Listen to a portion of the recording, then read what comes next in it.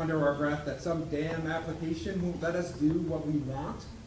Right? We don't really mean to extend some kind of agency or capacity to object to that object, but I'm suggesting that maybe we should. But I'm not here today to make an argument or rally the troops or something along those lines to a particular way of thinking things.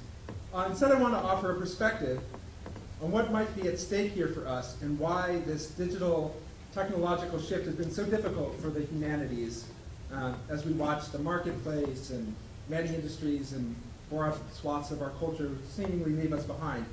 And I want to begin with two quotes from 20 years ago.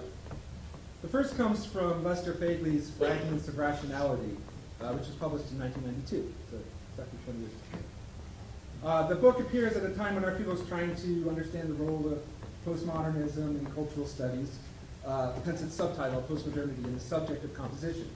So Fagley writes, you don't have to trust me on this one, many of the fault lines in composition studies are disagreements over the subjectivities that teachers of writing want students to occupy. We can read this two ways.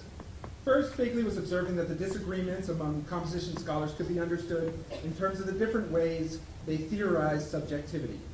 I think this is still true, I imagine, though the theories have changed somewhat. The second, more complicated reading focuses on the desires of teachers for students to occupy particular subjective positions. That is, fault lines emerge over our desires for students to think and feel, or at least behave, in certain ways. Fagley devotes a chapter to the development of the networked classroom, and specifically to his practice of having his students in a chat room, participate in a chat room using pseudonyms.